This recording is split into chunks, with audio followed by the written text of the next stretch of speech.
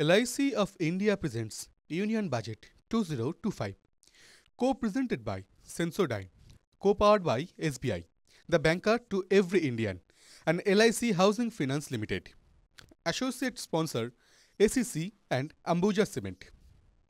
যে সত্যি তো স্কিল বেস শিক্ষা প্রত্যেকেরই অধিকারের মধ্যে পড়ে এবং গোটা বিশ্বজুড়ে এটাই হয়ে আসছে। দিশা দেখা গেল এক এক করে যে অর্ক যেটা পাঠকদা বললেন সেটাকে যদি আমি একটু এক্সপ্যান্ড করি তাহলে লেস দ্যান 5% বোধহয় এডুকেশন বাজেটের জন্য মানে বরাদ্দ হয়েছে টু জিডিপি রাইট। তো সেটা একটা that is a point. Second যেটা পয়েন্ট, হ্যাঁ মানে এটা এখনো ফিগারটা পরিষ্কার নয়। আর সেকেন্ড যেটা পয়েন্ট, মানে এটাকে আমি অ্যাড ইন করতে চাইবো, একটা নতুন প্রকল্প এসেছে heal in India. Heal in India বলতে গিয়ে ম্যাডাম ফিনান্স মিনিস্টার বললেন যে বিগত 10 বছরে 30% সিট বাড়ানো হয়েছে so far as medical education is concern, মানে 13% সিট পার ইয়ার। যদি আমি একটা জাস্ট একদম সিম্পল ম্যাথামেটিক্সে যেতে চাই, আমরা যদি আজকের দিনে দেখি যে ভারতবর্ষে কতগুলো মেডিকেল কলেজ আছে, তাহলে 706টা মেডিকেল কলেজ অলরেডি আছে, আরো 113টা আসার কথা, মানে রাফলি around 869 medical colleges all over. তার মানে হচ্ছে যে আগামী বছর যে 10,000 সিট বাড়বে, এই মুহূর্তে সিটের সংখ্যা হচ্ছে 2025-এর যে এমবিবিএস পরীক্ষা হয়েছে তাদের সিটের সংখ্যা হচ্ছে 1,08,915। তার মানে পরের বছর যদি যে সিটটা বাড়বে সেটা আরো 10,000 বাড়বে। তাহলে দেখা যাচ্ছে যে পার কলেজ 12টা সিটও নতুন অ্যাড হবে না। এবং আমরা যদি আমাদের দেশের পপুলেশনের সঙ্গে মেডিকেল সিট তুলনা করি, কোনো প্রশ্নই উঠছে না। তার মধ্যে আপনি কি বলছেন হিল ইন ইন্ডিয়া, মানে বিদেশ থেকে, মানে আপনি নিশ্চয়ই এক্সপেক্ট করছেন না ইউরোপ বা আমেরিকা থেকে আমাদের দেশে এক্ষুনি কেউ আসবে। মানে যারা পিছিয়ে পড়া দেশ তাদের থেকে আমাদের দেশে একটা মেডিকেল বার্ডেন বাড়বে with this number of medical doctors.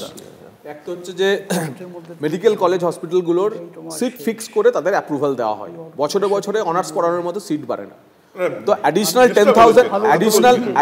10,000 seats মানে ডিভাইডেড বাই 100 এতগুলি নতুন মেডিকেল কলেজ হসপিটাল হবে। কারণ গভর্নমেন্ট অফ ইন্ডিয়ার পলিসি হচ্ছে যে গভর্নমেন্ট স্পেন্ডিং এ ইচ ডিস্ট্রিক্ট হেডকোয়ার্টারে পলিসি আছে, সুপ্রিম কোর্ট মনিটর করে, এভাবে হয় না। ঠিক বলছেন, একটি করে মেডিকেল কলেজ, তার পোস্ট গ্রাজুয়েট সিট ইত্যাদিও আছে।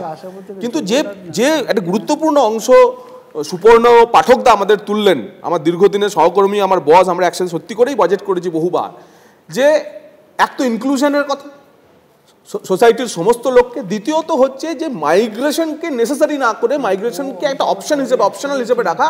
গ্রামের মানুষ, ছোট শহরগুলোর মানুষ, সেকেন্ড টিয়ারের যে শহরগুলোর মানুষ, সেখানেই যেন কাজ পায়। তার একটা বড় উদাহরণ যেটা হচ্ছে গিগ ওয়ার্কারদের, যে 1 কোটি গিগ ওয়ার্কারদেরকে ই শ্রম পোর্টালে নিয়ে আসা এবং তাদের জন্য আইডি কার্ড করা। দেখুন, আমাদের জীবনে আমরা যখন মোবাইল আজকের দিনে অপরিহার্য হয়ে গেছে, ঠিক একইভাবে আমাদের জীবনের একটা অন্যতম অঙ্গ হয়ে উঠেছে গিগ ওয়ার্কাররা। আর সারাদিন সকাল থেকে আমরা কোনো না কোনো পারচেস, কোনো না কোনো কিছু মাধ্যমে এটা করি। একইভাবে মাইক্রো এন্টারপ্রাইজ, তাদের জন্য কেসিসি চালু করা অফ 5 লাখ। এই কেসিসির বেস বাড়ানো, বাকি যারা ছিল কিষাণ কার্ড এবং মৎস্যজীবীদের জন্য, এমএসএমইর অ্যাম্বিট বাড়ানো, এবং স্বনিধি যে যোজনা 67 লাখ হকার যেখানে 10,000 টাকা লোন পেত, সেইটাকে বাড়ানো 25,000 টাকা পর্যন্ত করা। এগুলোর সব বেনিফিট সারা ভারতবর্ষের লোক যেমন পাবে, বাংলার লোকেরাও তো পাবে।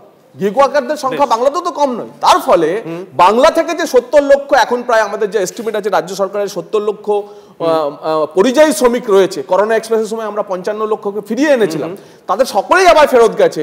তো এই গিগ ওয়ার্কার বা এই মাইগ্রেশনকে আটকানোর জন্য, লোকাল ইকোনমি বা রুরাল ইকোনমিকে ডেভেলপ করার জন্য আরো একটি বড় পদক্ষেপ, যে 100 জেলাতে যেখানে লো প্রোডাক্টিভিটি ডিস্ট্রিক্ট যেখানে রয়েছে, সেখানে এগ্রিকালচার প্রোডাক্ট বাড়ানোর জন্য স্টিমুলাস দেওয়া। হিমাদ্রি বাবুর কাছে একটু যাই। হিমাদ্রি বাবু, আবারও একজন আম জনতা হিসেবে সাদামাটা একটা প্রশ্ন করছি। 12 লক্ষ টাকা পর্যন্ত কোনো একজনের আয় রয়েছে, তার হোম লোন চলছে, তার ভেহিকেল লোন চলছে, সে কোন কর কাঠামোয় যাবে? আপনি তো জানেন যে ওল্ড রেজিমে গেলেই তবে এই ছাড়গুলো পাওয়া যায়, কিন্তু এই যে ছাড়গুলো এবারে অ্যানাউন্স করা হয়েছে, এগুলো কোনোটাই ওল্ড রেজিমে পাওয়া যাবে না। মানে যদি ওল্ড রেজিমে আপনি যান, তাহলে কিন্তু ওই ওল্ড স্ল্যাব অনুযায়ী আপনাকে চলতে হবে। সেখানে আপনি ওই ডিডাকশনসগুলো পাবেন, হোম লোনের ডিডাকশন বা ইন্টারেস্টের ডিডাকশন, এগুলো পাবেন। কিন্তু তাতে আমরা ক্যালকুলেশন করে দেখেছি, সেখানে ওই সব বাদ দিয়েও তাদের ট্যাক্স লায়াবিলিটি অনেক বেশি হয়ে যায়। কাজে গভর্নমেন্ট তো চাইছে না। আমার মনে হয় এই নতুন যে ম্যাডাম বলেছেন যে নেক্সট উইকে নিয়ে আসবেন ডিটিসি, সেখানে আমার মনে হচ্ছে না ওল্ড রেজিমকে আর রাখবে। Old regime will be abolished. যদি এবছর থাকেও ম্যাক্সিমাম, নেক্সট ইয়ার থেকে ওটা অ্যাবলিশড হয়ে যাবে। সুপর্ণ মৈত্রদা, আমজনতার জন্য সাজেশনটা যাদের 12 লক্ষ টাকা পর্যন্ত। না, আমি হিমাদ্রিদার সাথে সহমত। তার কারণটা হচ্ছে ওরা দুটোই রেখেছেন যে অর্থনীতির কথা চয়েস দেখানোর জন্য দুটোই আছেন, কিন্তু মানে এমনভাবে এই দিকটাতে ইন্টারেস্টিং প্রপোজিশন দিয়ে করা হচ্ছে যে লোকে স্বাভাবিকভাবে ওটা আর নেবেন না, যেটা হিমাদ্রিদা ওল্টা নেবেন না। এক, দুই হচ্ছে আমি আপনার থেকে অনুমতি নিয়ে চলে যাব, কিন্তু তার আগে সুপর্ণদা যে পয়েন্টটা তুলেছিলেন, সুপর্ণদা মেডিকেল ইন্স্যুরেন্স নিয়ে কথা বলছিলেন, তারপরে অর্ক এফডিআইতে চলে যান। আমি অর্ককে আশ্বস্ত করতে চাই যে 74 থেকে 100-এ গেলে যে ভারতবর্ষের লোকেদের টাকার ইনসিকিউরিটি নিয়ে কোনো চিন্তা করার দরকার নেই। এক, কিন্তু যে প্রশ্নটা সুপর্ণদা বোধহয় জানার চেষ্টা করছেন, আমি যতটা সুপর্ণ থেকে বুঝতে পেরেছি, যে তার কারণটা হচ্ছে আমরা যতটা আমাদের দেশ youngest nation in the world, যেখানে মিন এজ হচ্ছে 28.5, সেরকমভাবেই কিন্তু একটা সাইজেবল ওল্ড পপুলেশন আছে উইথ গ্রে হেয়ার। ঠিক আছে, I am not so old but my hair could be grey, but কিন্তু grey hair is a population one. সুতরাং সেইখানে যদি করতে হয় তাহলে জিএসটি কাউন্সিলের সিদ্ধান্তটা with regard to that is very very important. তো সেইখানে উনি জানতে চাইছেন যে ওই বোধহয় একটা ফিল্ম ছিল যে we give it by the day and take it by the night, তো সেই জন্যে one gives it by the day and should not be taking it by the GST route is my concern only. জঙ্গলমহলের মানুষ কি বলছেন? দেবব্রত আমাদের সঙ্গে রয়েছেন পশ্চিম মেদিনীপুর থেকে। দেবব্রত, কি বলছেন সেখানকার মানুষ? একদম সরাসরি আমি কিন্তু ওনাদের কাছে চলে যাবো। একজন শিক্ষক রয়েছেন আমার সাথে, তার সাথেই কথা বলবো। স্যার, আজকের বাজেট কি বলবেন? বাজেটটা দেখলাম এখন স্বাভাবিকভাবেই প্রাথমিক প্রতিক্রিয়া হিসেবে যেটুকু দেখছি আমরা ইনকাম ট্যাক্স পেয়ার, তো 12 লক্ষ টাকা পর্যন্ত আয়ের উপরে একটা ছাড় ঘোষণা করা হয়েছে। এটা যদি হয় তাহলে অবশ্যই আমরা কর্মচারী শিক্ষক সমাজ উপকৃত হব। পাশাপাশি জীবনদায়ী ওষুধের ক্ষেত্রেও ছাড় এবং কিছু ক্যান্সার নির্ণয় হসপিটাল খোলার কথা হয়েছে। এগুলো ডিটেলসে দেখলে তবে আমরা বলতে পারবো, তবে প্রাথমিকভাবে ইনকাম ট্যাক্সের ছাড়ের বিষয়টি, মানে এটাতে আপনারা শিক্ষকরা যারা চাকুরিজীবী তারা খুশি? অবশ্যই খুশি, অবশ্যই খুশি। আর একজনের কাছে কি বলবেন আজকের বাজেট নিয়ে প্রাথমিকভাবে? আজকের বাজার যে পর্যন্ত বোঝা গেল যেটা অ্যাপ্রোপ্রিয়েটলি ঠিকই আছে। অর্থনীতি ভারতবর্ষে আমরা যেভাবে জনগণ তো অর্থনীতির ওপরে বেশ করেছে মরণদায়ী ওষুধ, যেটা খুব দরকার মানুষের, সেই ক্ষেত্রে ছাড় হয়েছে এবং অনেক কমে হবে, এটা আমাদের প্রাপ্তি। ভালো লেগেছে। যদি আমরা আরও একজনের কাছে যাই তাহলে আজকের বাজেট সার্বিকভাবে কি বলবেন? এক কথায় সার্বিক বাজেটভাবে বলবো যে নিঃসন্দেহে ভালো জনমুখী বাজেট। যেটা আমরা ফার্স্ট টাইম দেখেছি যে 12 লক্ষ টাকা পর্যন্ত আয়ে ছাড় দেওয়া হয়েছে। সবচেয়ে বড় কথা, প্রায় 36টা জীবনদায়ী ওষুধের দাম কমানো হয়েছে, তার মধ্যে ক্যান্সারের ওষুধের দাম কমেছে। আর একটা ভালো সিদ্ধান্ত, আগামী 3 বছরের মধ্যে ভারতবর্ষে প্রায় প্রত্যেক জেলায় ক্যান্সার সেন্টার হবে এবং দলিত মহিলাদের জন্য SC ST মহিলাদের স্টার্ট আপের সুবিধাতে 5 লক্ষ মহিলাকে 2 কোটি টাকা পর্যন্ত ঋণ দেওয়া হবে। নিঃসন্দেহে ভালো বাজেট, জনমুখী বাজেট। জেলা বেশিরভাগ জায়গাতে দেখা যায়। বেশ, সঙ্গে থাকো দেবব্রত, তোমার কাছে আবারও পরবর্তী সময় আসবো। সুপর্ণ পাঠকদার কাছে একটু যাই। সুপর্ণ পাঠকদা, আমাদের সহকর্মীরা বিভিন্ন বাজারে পৌঁছে যাচ্ছেন। হিরক গেছিল চায়ের দোকানে, দেবব্রত বাজারে রয়েছে, দীপঙ্কর বাজারে ছিল। বাজারে গিয়ে মধ্যবিত্তের হাতে ছ্যাঁকা লাগছিল, ছ্যাঁকাটা কি লাগবে? দিশা কোনো দেখা গেছে? এটার সঙ্গে কিন্তু এর কোনো যোগাযোগ নেই। আচ্ছা, কারণ হচ্ছে বাজারের ছ্যাঁকা যেটার কথা তুমি বলছো, সেটা হচ্ছে যে সবজি বাজারের এটা একটা সাপ্লাইয়ের একটা রয়েছে। আমি মনে করছি না যে এই মুহূর্তে জাস্ট কয়েক পয়সা ট্যাক্স কমার জন্য বাজারের ছ্যাঁকা কমবে। এই মুহূর্তে সেই কমার কোনো রকম সমীক্ষায় তো দেখা গেছে যে মুদ্রাস্ফীতি কমবে। মুদ্রাস্ফীতির একটা সাইক্লিক্যালিটি আছে। এই এখন বর্ষা আসছে, শীতের সবজিও আসবে, তাতে এদিক সেদিক হবে। ফলে কোন ইনফ্লেশনের কথা বলছে? ইনফ্লেশন তো অনেকগুলো জায়গা আছে। কোন ইনফ্লেশনের কথা বলছে? আমাদের বেশি অসুবিধা হচ্ছে এই মুহূর্তে খাবার দাবারের দাম, শাক সবজির দাম, ভেজিটেবলস এবং এই সমস্ত জায়গাগুলো। এইটার একটা পিরিয়ডিসিটি আছে। এক তো আছে যে হোর্ডিংয়ের একটা সমস্যা আছে, সে ভারতবর্ষের চিরকালের সমস্যা, আজকের সমস্যা নয়। তো ফলে এই পিরিয়ডিসিটিটা থাকলে এটাকে ওপর নিচ করবে। কিন্তু অন্য যে ইনফ্লেশনটা আছে সেই ইনফ্লেশনটা কিন্তু চিন্তার। এবং আরো একটা জায়গা হচ্ছে লোকজনের মাইনে পাচ্ছে না।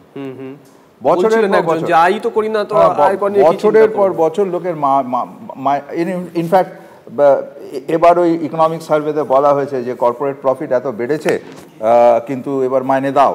অর্থাৎ বাজার এখন কিন্তু আস্তে আস্তে সবাই বুঝতে পারছে ডিম্যান্ড স্টার্ভড।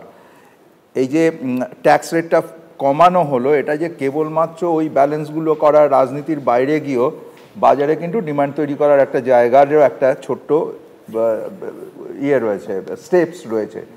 সমস্যা, ভারতবর্ষের সমস্যা কিন্তু এই মুহূর্তে বুঝতে হবে সরকারের রাজনীতি বাদ দিয়ে।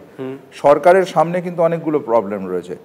4টে হোস্টাইল নেইবার, শ্রীলঙ্কা, বাংলাদেশ, পাকিস্তান এবং Nepal is not so friendly anymore. এবার ডিফেন্স একটা বড় জায়গা,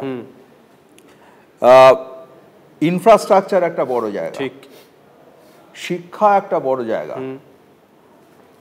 সরকার সবসময় রাজনীতির একটা জায়গা খুঁজে নেবে যে আমি যেটা বলছি সেটাই কি করব। আজকে আমরা সবাই খুশি হয়েছি আমাদের ইনকাম ট্যাক্স কমে গেছে, কালকেই কিন্তু আমি ঝামেলাটা করব যখন পরের কোয়ার্টারে আমার স্কুলের ফি প্রাইভেট স্কুলে ভর্তি করতে হবে, তখনই কিন্তু আমি ঝামেলাটা করব যে আমার স্কুলের ফি 60,000 টাকা, আমার কিন্তু সরকারি স্কুল নেই। আমাদের ছোটবেলায় সরকারি স্কুল, হিন্দু, হেয়ার এগুলোকে পড়তে পারা একটা বিরাট প্রিভিলেজের জায়গা ছিল, এখন সেটা নেই।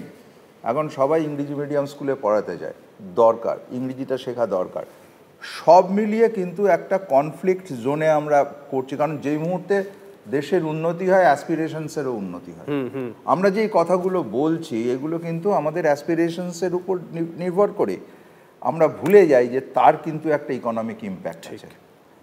আজকে আমাদের মধ্যে যে অস্থিরতাটা তৈরি হয়েছে রোজগার বাড়ানোর জন্য, তার অন্যতম কারণ হচ্ছে আমি আমার ছেলেকে ভালো স্কুলে পাঠাচ্ছি। আমার প্রতিবেশী তার একটা বেসরকারি স্কুলে পাঠিয়ে ছেলেকে লেখাপড়া করিয়ে দিচ্ছে। দ্বিতীয় কথাটা হচ্ছে যে ইনক্লুসিভিটি। আজকে কিন্তু সাউথ ইন্ডিয়া নর্থ ইন্ডিয়ার মধ্যে কোয়ালিটি অফ গ্রোথের একটা বিরাট ফারাক হয়ে গেছে, বিরাট। এইটা কিন্তু একটা চিন্তার ব্যাপার, যেই জন্য ফিনান্স মিনিস্টার কিন্তু যে স্টেট এই যে মাইগ্রেশন এবং ইনক্লুসিভিটির কথাটা বলেছেন, এটা কিন্তু উনি এমনি বলেননি, ইন্ডিপেন্ডেন্টলি দুটো শব্দ কিন্তু উচ্চারণ করেননি। আপনি শিক্ষা নিয়ে বলছিলেন, কেন্দ্রীয় শিক্ষা প্রতিমন্ত্রী তার বক্তব্য আমাদের কাছে এসে পৌঁছেছে, শুনুন। প্রধানমন্ত্রী শ্রী নরেন্দ্র মোদী যেরকম বলেছেন যে এটা সাধারণ মানুষের বাজেট এবং কৃষকদের জন্য বাজেট, গরিব মানুষের বাজেট, মহিলাদের জন্য বাজেট, ইউথের জন্য বাজেট, যুবদের জন্য বাজেট এবং কৃষকদের জন্য যে বাজেট হয়েছে তাতে যেমন মিডিল ক্লাসকে অ্যাড্রেস করা হয়েছে 12 লাখ টাকা পর্যন্ত নো ট্যাক্স রিজিম করে। আমারও এক্সপেকটেশন ছিল না, আমি হয়তো ভেবেছিলাম 10 লাখ অবধি নো ট্যাক্স হবে, 7 থেকে 10, 7 থেকে একবারে 12। এই যে লম্বা জাম, আমাদের মিডিল ক্লাস যে সোসাইটি আছে, সমাজ আছে, মধ্যবিত্ত পরিবার যারা আছেন তারা এর ফলে উপকৃত হবেন এবং হিউজ পরিমাণ অ্যামাউন্ট টাকা আমরা আশা করছি মধ্যবিত্তরা এরপরে সেটাকে ইনভেস্ট করবে বিভিন্ন জায়গায় এবং তার ফলে দেশের অর্থনীতিতে পারচেজেবিলিটি বাড়বে, দেশের অর্থনীতিতে একটা বুম আসবে, মিডিল ক্লাসের অর্থনীতিতে একটা বুম আসবে। বাংলাতে প্রকল্প এই জন্য আসছে না কারণ বাংলা সরকার তো লড়াই করতে ব্যস্ত। বাংলা এই যে প্রকল্পটা রাজ্য সরকারের সাথে কোলাবোরেশনে কেন্দ্র ঘোষণা করলো, প্রধানমন্ত্রী প্রধানমন্ত্রী ধনধান্য কৃষি যোজনা, সেই প্রধানমন্ত্রী ধনধান্য কৃষি যোজনাতে আপনি দেখবেন যে পশ্চিমবঙ্গে ইমপ্লিমেন্ট হচ্ছে না। যারা মারামারি করে সবসময় তাদেরকে আপনি প্রজেক্ট দিয়ে কী করবেন? প্রজেক্ট এর আগে উড়িষ্যাতে আমাদের বিরোধী দলের গভর্নমেন্ট ছিল, উড়িষ্যা প্রজেক্ট পেয়েছে কেন্দ্র সরকারের সাথে কোলাবোরেশনে। এবং আমি বারবার পশ্চিমবঙ্গের রাজনৈতিক নেতাদেরকে যারা শাসক দলে আছে তাদেরকে বোঝানোর চেষ্টা করছি, আপনারা লড়াই করুন, মারামারি করুন, কিন্তু সেটা আপ টু ইলেকশন। কিন্তু ইলেকশনের পর ডেভেলপমেন্ট এবং সেক্ষেত্রে ওরা করা উচিত না। আপনারা একটা ঘর দিচ্ছেন না বিজেপি করে বলে আর আশা করছেন কেন্দ্র প্রজেক্ট দেবে আপনাদেরকে।